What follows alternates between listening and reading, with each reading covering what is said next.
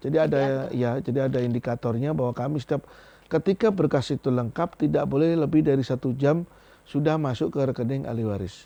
Berdasarkan dengan peraturan pemerintah, ya, kalau terjadi korban kecelakaan lalu lintas yang masuk dalam lingkup jaminan jasara harja maksimal 20 juta. Lebih dari 20 juta, first payer-nya kan jasara harja nih 20 juta. Second payer-nya setelah lebih dari 20 juta.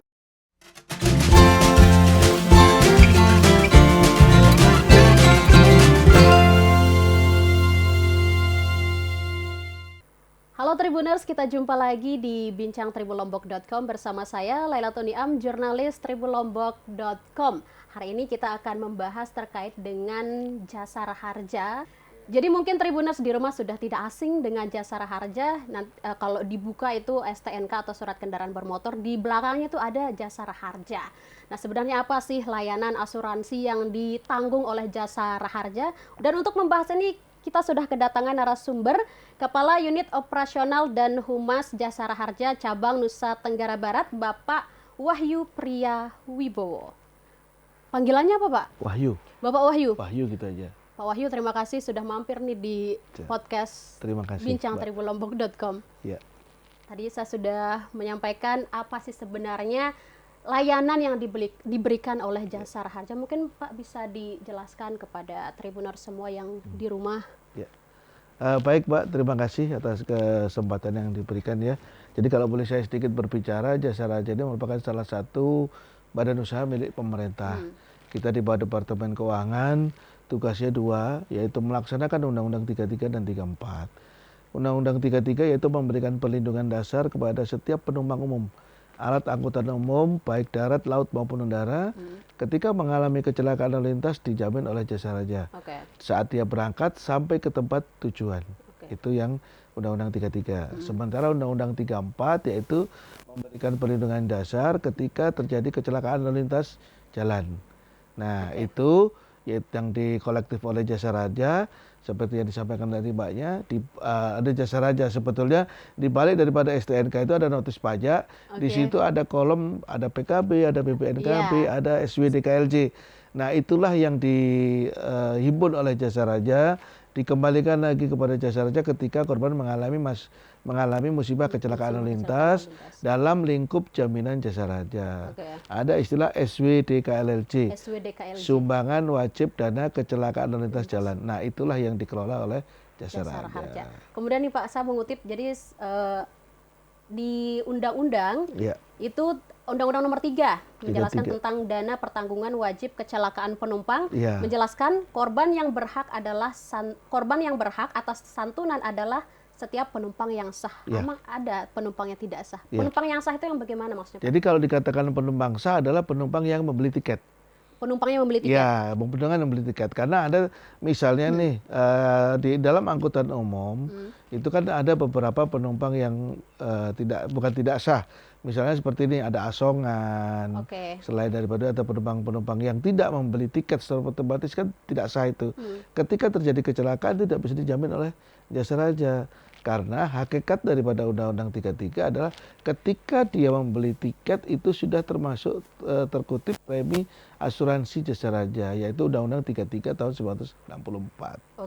Kalau terkait dengan tiket, yang tiket kan sudah pasti itu ada kendaraan laut dan kendaraan udara. Kalau kita berbicara di Nusa Tenggara Barat nih Pak, kan biasanya angkutan umum kita seperti apa sih namanya, istilahnya engkel, ya sejenis itu kan hanya berbayar ke sopirnya saja, itu tidak dikategorikan angket. Tiket. Betul. Itu gimana Pak?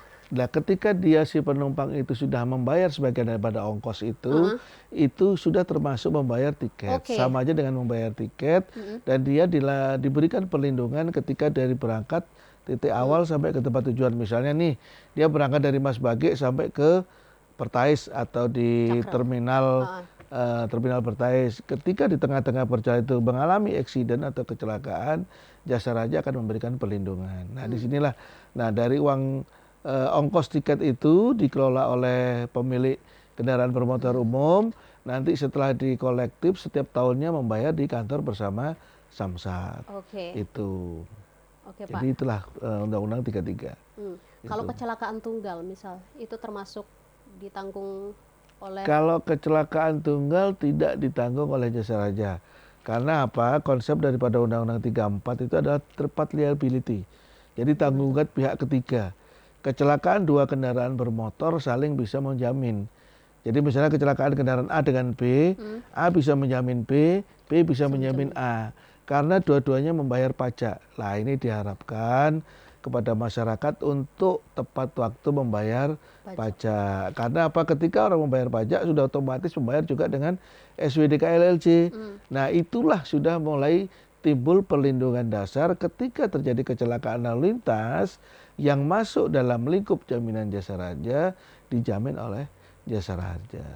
berarti kecelakaan tunggal meskipun dia parah sebagaimana Ya, disebabkan oleh betul. misalnya jalan rusak Pak atau ada Ya. pohon tumbang itu tidak ditanggung. Tidak dijamin oleh jasa raja.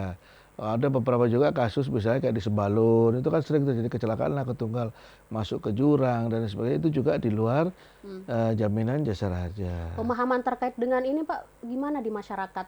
Apakah ada masyarakat yang belum paham terkait dengan klaim untuk mengklaim apa namanya santunan jasara harja? Semisal dia kecelakaan tunggal tapi dia ingin mengklaim, ada nggak kasus seperti itu? Ada, tapi kita selalu berikan pemahaman bahwa kita ini adalah jasa raja ini adalah milik pemerintah. Otomatis kita menjalankan apa yang menjadi ketentuan perintah. Kita hanya melaksanakan undang-undang dan undang-undang itu dibuat oleh pemerintah. Kita berikan penjelasan, kami juga sering melakukan sosialisasi nih. Seperti kayak sore ini kita kan lagi sosialisasi nih. Nah ini masyarakat biar mengenal jasa raja. Namun kebanyakan masyarakat ketika kami melakukan sosialisasi itu, siapa sih yang mau kecelakaan? Tapi paling tidak ketika nanti terjadi kecelakaan lalu lintas, tidak bingung step-stepnya seperti apa, langkahnya bagaimana sih. Jadi kalau begitu kecelakaan, lapor polisi, selanjutnya jasa raja akan bekerja. Karena syarat utama daripada pengurusan santunan jasa raja adalah laporan polisi. Tanpa ada laporan polisi, jasa raja tidak bisa menyantuni. Oke, kita sambung saja Pak. Kalau gitu cara mengklaim santunan jasara harja mungkin ketentuan kecelakaannya sudah memenuhi undang-undang yang ada. Jadi seperti yang saya sampaikan tadi di depan, syarat utama dari pengurusan santunan jasa raja adalah laporan polisi. Tanpa ada laporan polisi kan tidak bisa. Persyaratannya mudah. Jadi jasa raja persyaratannya cukup kalau korban luka-luka, cukup KTP korban sama kwitansi biaya perawatan. Itu aja. Kecuali kalau misalnya korban tidak bisa datang atau seperti apa, bisa dikuasakan kepada istrinya, anaknya yang masuk di dalam satu kartu keluarga. Namun dengan perubahan perkembangan zaman, sekarang sudah tidak ada masyarakat yang datang ke kantor jasa raja. Kenapa? Karena kami sudah melakukan overbooking. Jadi setiap korban kecelakaan lalu lintas, ketika dia masuk rumah sakit, contoh begitu mengalami kecelakaan lalu lintas, dia dirawat di RSUD Kota Mataram atau rumah sakit provinsi. Keluarga korban atau korban tidak perlu mengeluarkan biaya. Ketika dia melapor polisi, masuk dalam lingkup jaminan jasa raja akan mengeluarkan namanya garansi letter. Garansi letter itu surat jaminan. Surat jaminan korban atas nama A, kecelakaan di sini, tanggal sekian, jam sekian, telah dijamin oleh jasa raja. Nah, nanti biaya yang timbul selama korban tersebut mengalami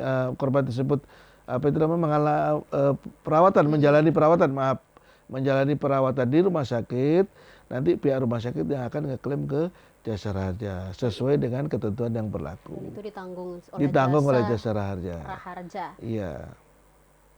Masih terkait dengan, saya masih penasaran ini masih terkait dengan kecelakaan tunggal Pak. Misalnya dia kecelakaan. Bukan kecelakaan tunggal, tapi kecelakaan udah memenuhi syarat ini, syarat seperti undang-undang, tapi dia telat membayar sumbangan wajib, jadi itu masih ditanggung atau enggak? Tetap kita akan memproses berkas tersebut, pengajuan pelayanan tetap kita proses, namun kita akan menghimbau kepada korban tersebut yang mengalami kecelakaan tersebut yang belum melakukan kewajibannya baik itu membayar pajak maupun SWDK LLC. Kita selalu himbau, Pak, Bu, kami akan tetap melanjutkan proses untuk jasa rajanya, namun tolong dilunasi dulu baik pajak maupun sumbangan wajibnya. Ini begitu. Pengetahuan baru. Jadinya dapat santunan jasara harja tetapi harus dilunasi terlebih dahulu pajaknya. Betul.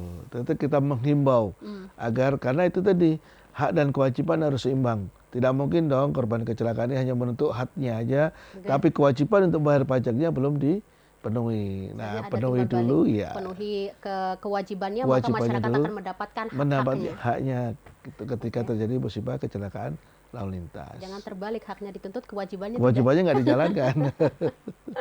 Gitu. Oke Pak, terkait dengan masih layanan Jasara Harja, mungkin bisa dijelaskan apa inovasi Jasara Harja ke depan ya.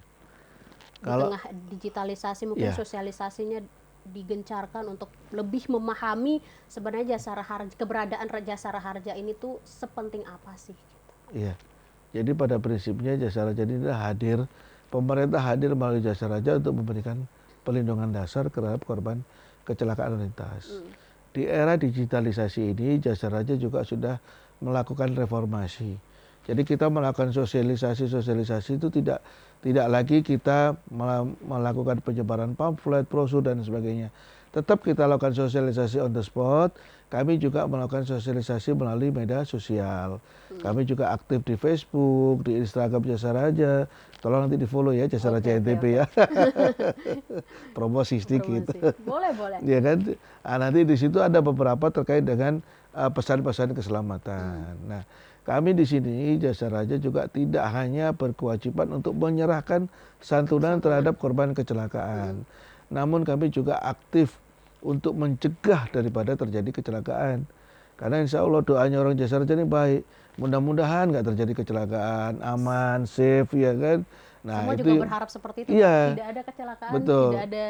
Tapi kalau terjadi, pemerintah hadir melalui Jasara Harja. Nah, program-program yang kami lakukan di sini adalah seperti kami mengaktifkan lagi namanya FKLL, Forum Komunikasi Lalu Lintas Jalan. Jadi kita terdiri dari beberapa macam stakeholder, ada Dinas Perhubungan, Kepolisian, PUPR, Jasara Harja.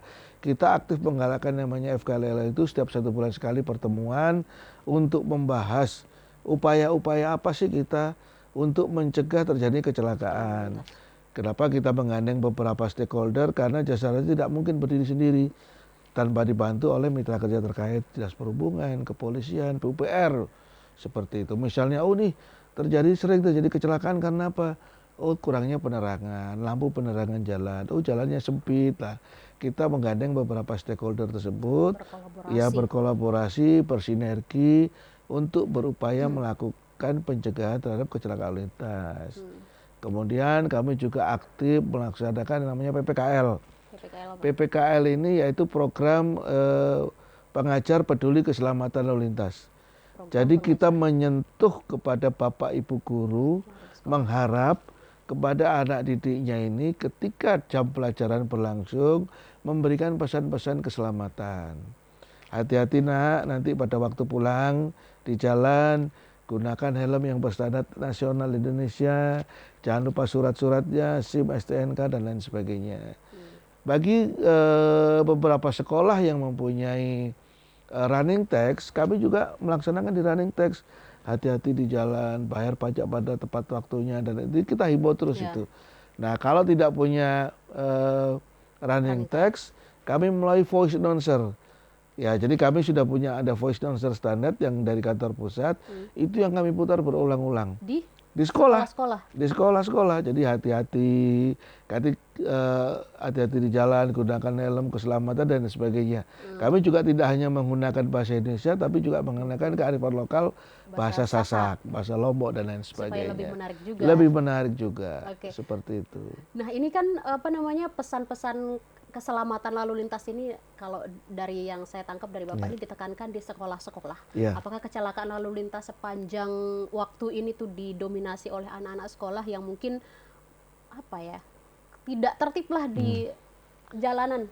Ya, fakta atau data yang kami himpun seperti itu. Seperti itu? Seperti itu. Jadi hampir 65% korban kecelakaan lalu lintas adalah usia-usia produktif. 45% diantaranya adalah usia pelajar.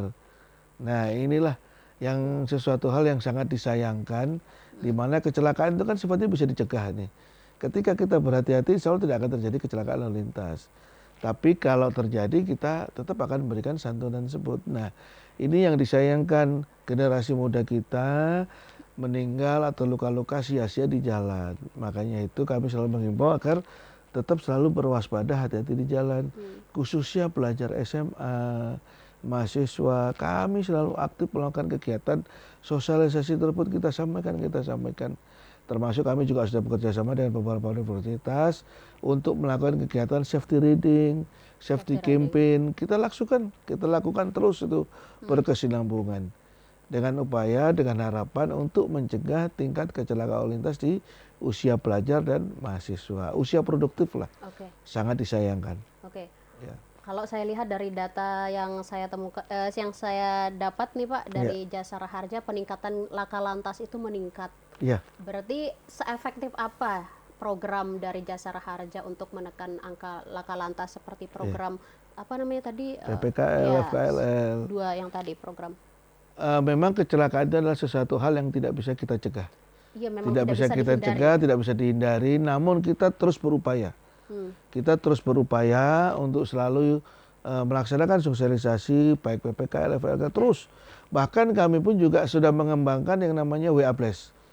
WA Blast ini kita lakukan ketika mendekati titik-titik daerah yang menjadi rawan laka atau black spot area. Misalnya nih, Mbak perjalanan mau ke Lombok Timur. Ketika melewati salah satu daerah rawan laka, Narmada, sebelum daripada Mbaknya nanti nyampe Narmada akan ada himbauan. Hati-hati di jalan karena di sini merupakan daerah rawan laka. Rawan kecelakaan. Iya, akan ada rawan kecelakaan atau ini daerah black spot area. Itu kami WA Blast ke seluruh masyarakat yang menggunakan beberapa web provider. Gitu. Jadi sebagai semacam himbauan bahwa oh ya hati-hati di daerah sini terjadi kecelakaan. Kami lakukan itu. Memang ya itu tadi tidak bisa kita hindari yang namanya kecelakaan, tapi paling tidak kita sudah mengukur sedikit efektif. Ya, dari yang dulu terjadi kecelakaan di lokasi ini 7 mengalami meninggal, sekarang jadi 5. Paling tidak sudah menurun. Dari jumlah kecelakaan yang ada. Dari angka kecelakaan yang cukup banyak dari Januari sampai Oktober 2023 ini, kategori kecelakaan laka lantas yang paling banyak dialami oleh warga NTB ini apa Pak? Penyumbang terbesar kecelakaan lalu lintas adalah sepeda motor. Pengguna sepeda motor. 2 kendaraan bermotor ini yang menjadi penyumbang terbesar. Terbanyak. Dan seperti yang saya sampaikan lagi, semuanya hampir rata-rata, bukan semuanya, hampir rata-rata 60% korban adalah usia produktif. Karena apa? Ketika usia produktif bukan hanya pelajar dan mahasiswa, ketika pencari nafkah mengalami kecelakaan lalu lintas dan korban tersebut meninggal dunia, secara otomatis mengalami namanya pemiskinan. Karena yang mencari nafkah kan sudah tidak ada, meninggal. Otomatis keluarganya akan menjadi terlantar. Nah, paling tidak Jasara Harja hadir ini sedikit meringankan beban daripada keluarga. Menarik tadi kaitannya ketika pencari nafkah ini mengalami kecelakaan lalu lintas kemudian tidak ada, itu akan berambat ke kemiskinan. Artinya kecelakaan lalu lintas ini salah satu faktor penyumbang kemiskinan, bisa dibilang begitu. Secara tidak langsung bisa demikian. Secara tidak langsung demikian. Iya. Karena itu kami selalu akan menghimbau, terus menghimbau. Kami juga memasang voice announcer di beberapa perempatan ruas jalan di Kota Mataram untuk selalu berhati-hati. Kita juga bekerja sama dengan Dinas Perhubungan Kota Mataram. Sampai sejauh itu kami melakukan itu. Tapi kami petugas Jasara Harja tidak akan pernah patah semangat, kita tidak akan pernah lelah untuk selalu berinovasi, berimprovisasi, mensosialisasikan pentingnya berkeselamatan lalu lintas di jalan. Oke Pak. Jadi sebelum kita podcast ini, jujur saja saya sharing ke teman-teman. Nanti yang hadir ini ada dari Jasara Harja. Apa pengalaman kamu terkait dengan Jasara Harja? Nah, kemudian ada salah seorang teman yang mengalami laka lantas yang sepertinya sudah memenuhi kriteria undang-undang itu. Dan ketika mengklaim ke Jasara Harja, katanya itu prosesnya cukup rumit gitu Pak. Harus ke polisi dulu, kemudian di Jasara Harja harus diproses macam-macam. Gimana tuh Pak tanggapannya? Mungkin ada klarifikasi atau hal lainnya? Kalau menurut saya tidak ada yang berbelit-belit di Jasara Harja ya. Tidak ada. Karena persyaratannya kan cukup mudah. Lapor polisi, KTP, kwitansi, itu Itu aja. saja. Itu aja, nggak ada yang sulit. Mungkin ini yang menjadi problema sekarang itu adalah masyarakat, habit masyarakat yang ada di Provinsi Nusa Tenggara Barat ini tidak semua, tapi sebagian besar ketika terjadi korban kecelakaan lalu lintas, korban itu damai ini. Awalnya damai dulu nih, udah kita damai aja ya, nggak perlu Diselesaikan lapor secara polisi, kekeluargaan. diselesaikan secara keluargaan. Begitu nanti korban ini dirawat di rumah sakit, biaya membengkak, bahkan sampai berakibat fatal korban meninggal dunia, baru lapor polisi, baru lapor jasa raja. Nah inilah yang kadang membuat lama. Kalau gitu sebaiknya bagaimana Pak kalau ada orang laka lantas? Kalau ada Begitu mengalami kecelakaan lalu lintas, hubungi kantor kepolisian terdekat, nanti bisa langsung menghubungi kantor jasa raja. Jasa raja ini ada di 10 kota dan kabupaten seprovinsi NTB. Nah, ada kantor jasa raja itu ada di kantor bersama Samsat. Di situ pasti ada petugas jasa raja. Di situ langsung datangi, konsultasi seperti apa dan bagaimana pengurusan santunan jasa raja. Oke. Itu. Berapa lama Mak ketika kita mengklaim santunan kemudian bisa kita dapatkan? Bisa cair lah gitu. Kalau untuk jasa raja kita juga ada namanya KPI Mbak ya. Jadi ada jadi ada indikatornya bahwa kami setiap ketika berkas itu lengkap tidak boleh lebih dari 1 jam sudah masuk ke rekening ahli waris. Tidak lebih dari 1 jam. Ya, ketika berkas itu lengkap ya. Oke. Saya berbicara berkas lengkap. Ketika berkas lengkap diterima oleh front office sampai nanti masuk ke rekening ahli waris dalam satu proses itu tidak lebih dari 1 jam. Itu. Makanya kami juga bekerja sama dengan pihak perbankan. Ya. Kita bekerja sama dengan pihak perbankan sehingga nanti bisa cepat diterima oleh ahli waris. Gitu. Jadi kalau lengkap 1 jam selesai kita proses. Itu. Dan sekarang kan bank sudah online. Betul. Ya, bank sudah online sehingga semuanya sudah mudah. Transaksi Tidak ada yang sulit. Ketika nanti korban itu mengalami luka-luka, kita transfernya ke rumah sakit. Itu. Sama. Oke. Di rumah sakit pun juga prosesnya begitu berkas lengkap tidak lebih dari 1 jam. Nah, cuman kadang agak yang lama itu ketika berbeda bank. Misalnya karena jasa raja menggunakan bank BRI, ternyata di luar dari bank itu, nah itu proses clearing. Ini penting Pak, harus disosialisasikan ke masyarakat supaya tidak ada kebingungan lah di masyarakat ketika penggunaan bank yang berbeda. Bank BRI. Ya, itulah makanya kami menyampaikan dan terus kita sampaikan. Tapi kami tidak mengharuskan untuk menggunakan salah satu bank. Tapi boleh saja, cuman ada jeda waktu. Paling besok pagi udah masuk. Ketika hari ini proses, besok pagi udah masuk. Oke. Gitu. Itu hanya butuh clearing aja. Oke Pak, sebelum kita masuk ke masalah duit nih, uang dan uang dari ini kita minum dulu Pak. Wah, ini kita masuk masalah duit nih Pak. Ya. Uang. Dari semua total angka laka lantas di Nusa Tenggara Barat, sudah berapa uang atau dana yang dikeluarkan Jasara Harja untuk memenuhi itu? Ya. Kalau terkait dengan data tersebut saya harus lihat kerpean dulu. Oh, boleh. Ya. Karena terus terang aja karena data ini saya takut salah menyebutkan. Jadi kalau saya tidak salah sampai dengan periode Oktober ini. Dari Januari Pak? Ya, dari Januari sampai dengan Oktober Jasara Harja telah menyerahkan santunan baik itu korban meninggal dunia maupun luka-luka sebesar hampir 32 miliar 643 juta.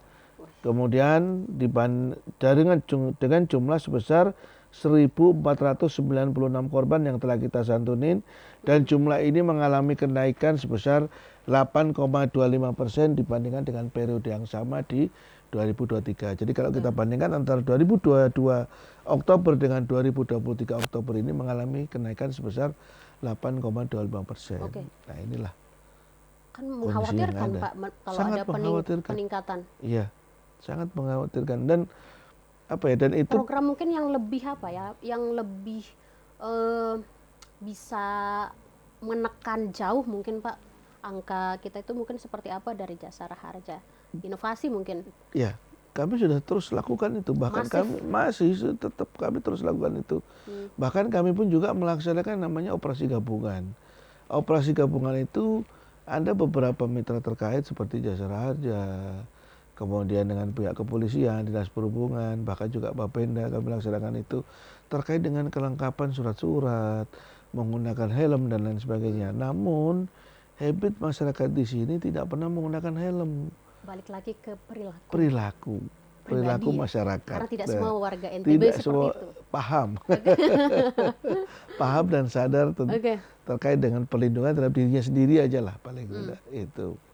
Terkait dengan santunan Pak, berapa yang didapatkan oleh orang yang mengalami laka lantas atau ada kategori-kategorinya? Ya. Jadi kalau untuk santunan yang dibayarkan Jasara Harja yaitu untuk korban luka-luka maksimal 20 juta. Maksimal 20 juta itu kita serahkan overbooking kepada rumah sakit.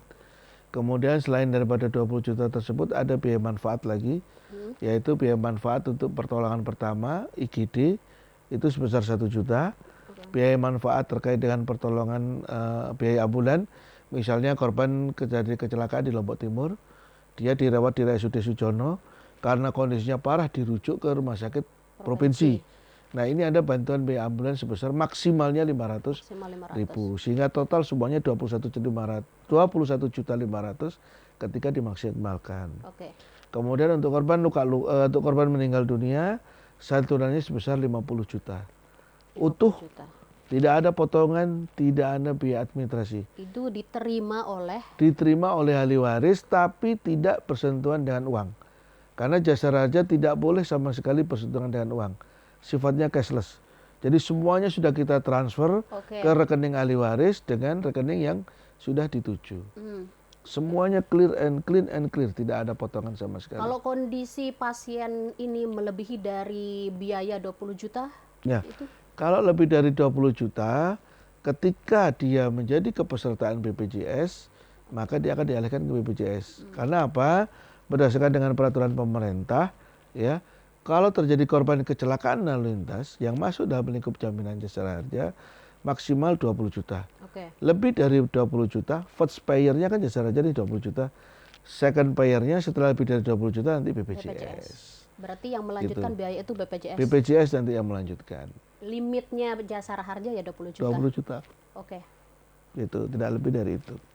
Oke Pak, mungkin apa yang mau disampaikan ke masyarakat Nusa Tenggara Barat khususnya terkait dengan layanan Jasara Harja atau himbauan laka lantas supaya tidak terjadi laka lantas, supaya peningkatan laka lantas ini bisa menurun lah. Itu memang penting sekali. Ya. Jadi himbauannya adalah yang pertama adalah kami menghimbau kepada seluruh warga masyarakat Provinsi Nusa Tenggara Barat untuk satu, tertib dan taat membayar pajak. Ya, karena hak dan kewajiban itu harus seimbang.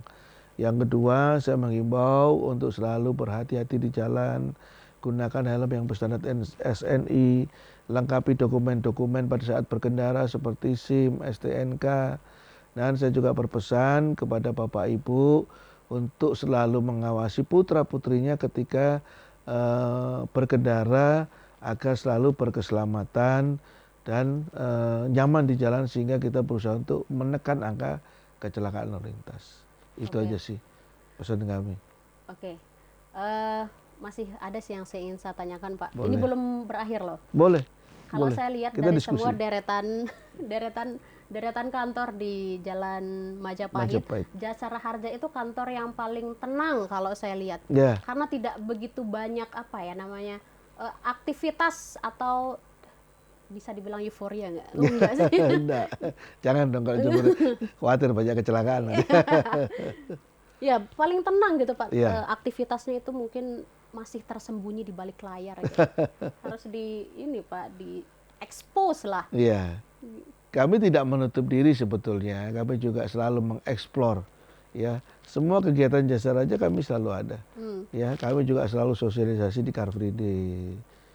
Kami juga selalu sosialisasi di sekolah-sekolah. Kami juga ada namanya mempunyai mobile service. Mobile service ini adalah dia yang setiap hari kerjanya mengurusi korban kecelakaan lalu lintas. Dari pagi sampai sore itu aja. Yang dia datangin adalah kepolisian.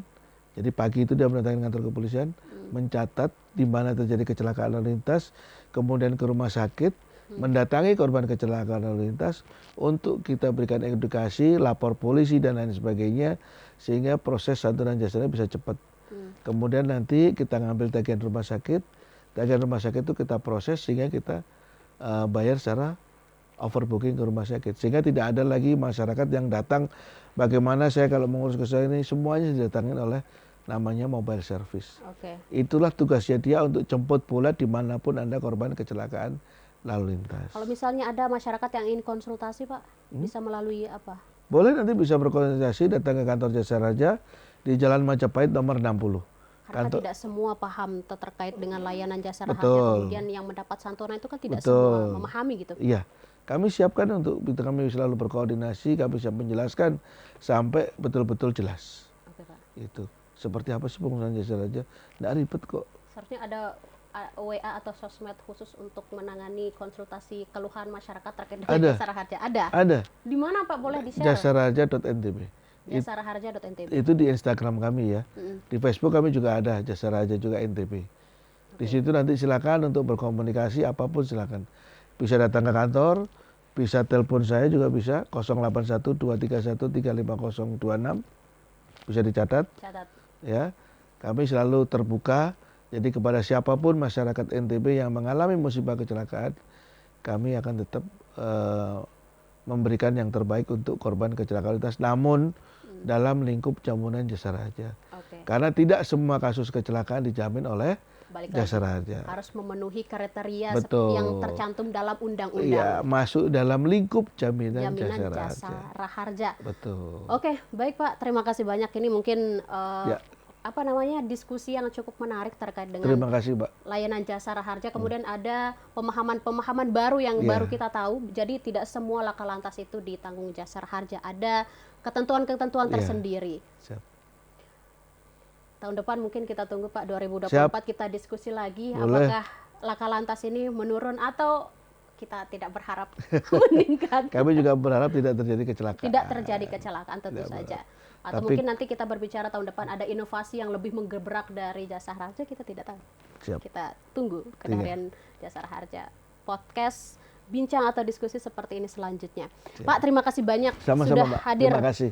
Oke, Tribuners, ini adalah bincang yang cukup menarik hari ini. Jadi teman-teman bisa tonton di YouTube tribunlombok.com dan share kepada semua masyarakat atau teman terdekat. Kita tidak tahu laka lantas itu bisa terjadi kapan saja, dan untuk bisa mengklaim santunan dari Jasa Raharja, informasi ini sangat bermanfaat untuk teman-teman semua di rumah. Jadi saya Lailatul Niam dan di sini ada Bapak Wahyu pamit undur diri. Sampai jumpa. Oke.